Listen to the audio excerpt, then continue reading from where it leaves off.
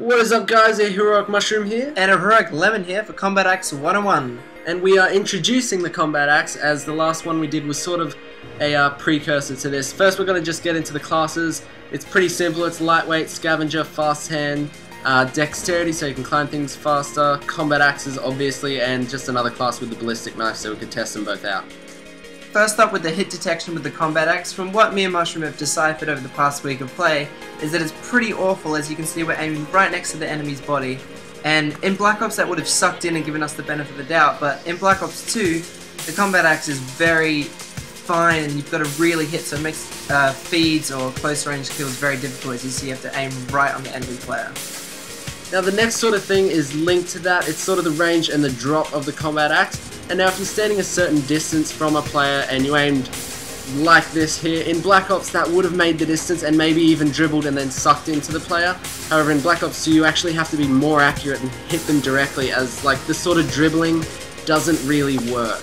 You got to aim that little bit higher, which kind of links to resupplying and picking up the Combat Axe. Now as you can see here, Mushroom just picked up my Combat Axe, which I actually threw at him, which is kind of weird, and you have to have a Combat Axe in your class setup. And as you can see, Mushroom went for a bank on me there, and I ended up picking his Combat Axe up, which is very frustrating if you're going for a bank shot and then they pick up your Combat Axe instead of hitting. The other thing is, if you actually get a Combat Axe kill and you only have one on you, and you have a Scavenger equipped, you can actually gather one extra from the dead body. Now Combat Axe target center has changed dramatically, as you can see. In Black Ops, if you wanted to get an up and overkill to get this enemy here, you could just aim straight on the edge of that wall. But it does this now, and it folds down and dribbles next to you, so you have to aim almost the entire cursor width above where you want to hit. It's a very frustrating process, and it sort of happens in areas that you wouldn't expect, kind of like this one here, where you'd be aiming over a wall completely, and the no clip, or the clip, I can't remember what it's actually called, of the wall would actually be higher than the visual. So in the game data, the wall is invisible, that little higher bit there, so it kind of makes it more difficult to understand the judgment that you need to actually hit. Pretty much just apply the cursor width above it and you should be fine to get over the object. It's pretty much... It's pretty much a try and fail sort of system that you have to go by, unfortunately. And the floor banks with the Combat Axe have been very interesting. We found that they fizzle and they dribble a lot, and they don't really make the distance that we assumed they would from our knowledge of Black Ops and the Tomahawk. So we're going to have to really aim low to get this nice angled bank shot that's going to get you a really cool floor bank. Now it does obviously change with the material that you're banking it off of, as some materials bank a lot higher and there's rubberized floors apparently in some maps.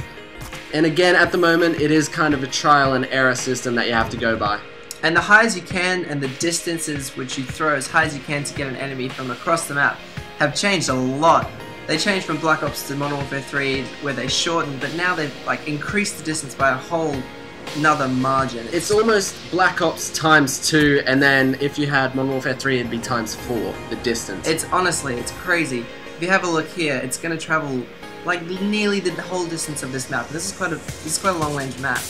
And yeah, so it kind of makes cross-mapping a little bit more difficult, especially in Nuketown and things like that. You're not going to be able to get an easy cross-map. Exactly. Now I hope you guys can apply this knowledge to your in-game efforts, and we love hearing from you guys saying our previous 101s have helped you in the past. Now if you want to check out our latest weektage, which is Panic, you can check that out in the middle link there. There's the You Say We Bank, and then there's our previous Combat Axe 101, which talked about angles, and we'll catch you on the next upload. Ciao!